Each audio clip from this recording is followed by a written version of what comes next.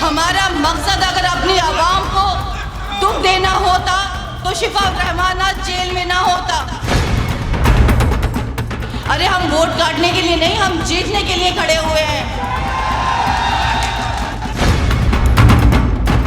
कम से कम आपसे झूठे वादे नहीं करूंगी। आपकी सोचों से, आपके विचारों के साथ मिलके जैसा आप चाहेंगे इंशाल्लाह वैसा होगा। कम से कम इससे बेहतर ओखला होगा, इससे बेहतर ज़िंदगी होगी, उसमें एक सच्चाई और जज्बा होगा। आप भी मुतमईन होंगे और मैं भी मुतमईन होंगी अगर शिफा MLA होगा। अस्सलामु अलैकुम,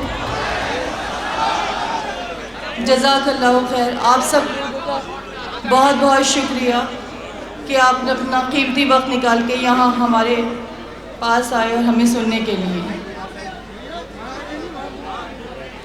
मैं नूरीन फ़ातिमा, शिफा और रहमान की अहलिया, 5 साल मैं सब्र करती रही इस बात का कि शायद मेरे साथ कुछ इंसाफ हो जाए। चक्कर लगाते रहे हम अदालतों के, एक के बाद एक डेट, एक के बाद एक डेट। एक फ़िल्म का डायलॉग था लेकिन वो हमारी ज़िंदगी की हकीकत बन गया। जिस फिल्म के डायलॉग पे हम हंसा करते थे उस पर हमें अब रोना आता था कि हमें पता है एक डेट के बाद जब दूसरी डेट मिलती है तो कितनी नाउमीदी होती है। हर कोई हमसे ये सवाल कर रहा है कि हम क्यों खड़े हुए, मतलब आप कैसे करेंगी, आप क्या करेंगी, आपके मुद्दे क्या हैं, आपने क्या सोचा है, आपने क्या सोच के प्लान किया। असदुद्दीन ओवैसी साहब ने आपको कांटेक्ट किया या बैरिस्टर साहब से आपने कांटेक्ट किया, कैसे टिकट मिल गया, क्यों टिकट मिल गया, क्यों खड़े हो गए, क्यों नहीं खड़े हुए। शिफा भाई जेल में है, जेल से कब वापस आएंगे, क्या डेट से। या अल्लाह, इतने सवाल 5 साल में आप लोगों ने एक बार नहीं पूछा कि आपकी ईदें कैसे गुजरी, आपके रमज़ान कैसे गुजरे। आप बीमार तो नहीं हुई, आप बीमार हुई तो आपने अपने बच्चों को कैसे संभाला, आपने बच्चों को स्कूल कैसे भेजा, आपकी स्कूलों की फ़ीसें कैसे जमा हुई, आपने खाना कैसे खाया, आपने खाना कैसे बनाया। एक बार भी आप लोगों को याद नहीं आया। जब हम लोग ताकतवर होकर, उम्मीद रख कर आप सब पर आज खड़े हुए तो हमें फिर लंगड़ा करना चाहते हैं, फिर हमें उन गुमनाम गलियों में डालना चाहते हैं जिसमें हम रह रहे थे। क्या आप चाहते हैं कि हम बोले ही नहीं, कुछ भी नहीं करें, जुल्म को सहते रहें। मुझे लगता है जुल्म करने वाले के साथ साथ जुल्म होता हुआ देखकर खामोश रहना भी उतना ही गुनाह है जितना जुल्म को करना। हर कोई ये पूछ रहा है कि हम इलेक्शन में क्यों खड़े हुए हैं। आप ये बताइए, ये मेरा बेटा है, अब से 5 साल पहले ये कितना बड़ा होगा, इसने किस किस तरह का खौफ और डर महसूस किया होगा इस चीज़ में कि कल को मैं जब बड़ा हूँगा, मैं कॉलेज में जाऊँगा तो मुझे क्या कहना होगा कि मेरा बाप दहशतगर्द था, दंगाई था। क्या हम लोगों का हक़ नहीं? हमारी गलती क्या थी? असल ये गलती थी कि उस प्रोटेस्ट का हिस्सा थे। जो चीज़ आज मैंने की है, जो आज मुझ पर सवाल उठा रहे, उन लोगों ने जो आज बैरिस्टर साहब पर सवाल उठा रहे कि उन्होंने आपको क्यों टिकट दिया, वोट काटने के टिकट दिया। अरे हम वोट काटने के लिए नहीं, हम जीतने के लिए खड़े हुए हैं। हमारा मकसद अगर अपनी आवाम को दुख देना होता तो शिफा रहमान आज जेल में ना होता। कैसे आप हमारी एग्जिस्टेंस पे और हमारी सोच पे सवाल उठा सकते जबकि मेरा शौहर 5 साल से सिर्फ आप लोगों के लिए जेल में है। रोते रोते मेरे आंसू सूख गए, इंतजार करते करते उसकी माँ की आंखें सूख गई हैं। उम्मीदें हमारी ठंडी पड़ गई इस चीज़ के लिए कि कभी हमें इंसाफ मिलेगा। आज मैं आप लोगों के पास आई हूँ, आप बताइए क्या शिफा और रहमान गलत है?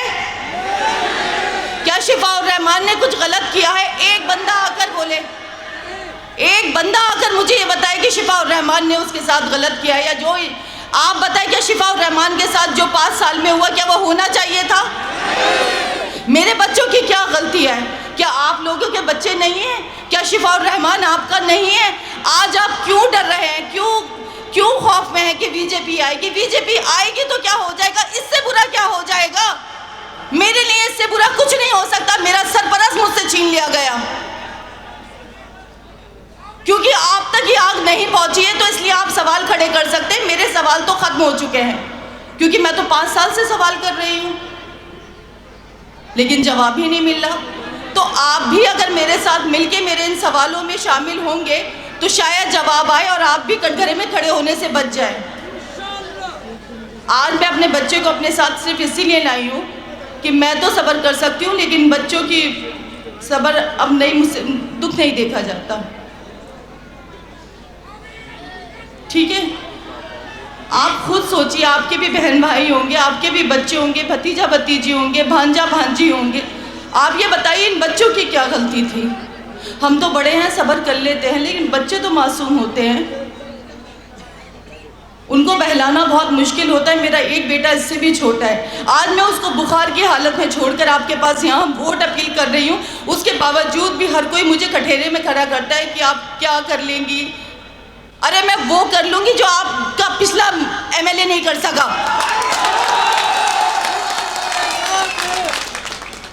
कम से कम आपसे झूठे वादे नहीं करूँगी। आपके सोचों से, आपके विचारों के साथ मिलके जैसा आप चाहेंगे इंशाल्लाह वैसा होगा। कम से कम इससे बेहतर ओखला होगा, इससे बेहतर ज़िंदगी होगी, उसमें एक सच्चाई और जज्बा होगा। आप भी मुतमईन होंगे और मैं भी मुतमईन होंगी अगर शिफा एमएलए होगा।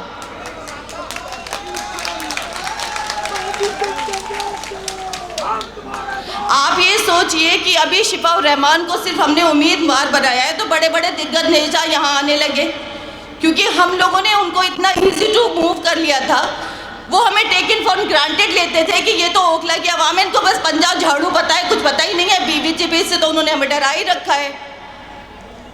बीजेपी, झाड़ू और पंजे के, ये सब एक कैटेगरी में है मेरे लिए, एक कैटेगरी में। तो बीजेपी और पंजे के अलावा जब कुछ आया, वो झाड़ू के अलावा, तो देखिए लोगों में हलचल मची, बड़े बड़े दिग्गज नेता आने लगे कैंपेनिंग के लिए, नहीं तो फ्री में हो जाते थे इलेक्शंस। तो जब शिफा उर रहमान एमएलए हो बन जाएगा ना, आज ओखला की जो सीट है वो हॉट सीट बन चुकी है।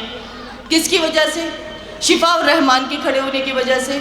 मुस्तफ़ाबाद के भी सब जगह चर्चे हैं, किसकी वजह से? ताहिर भाई की वजह से।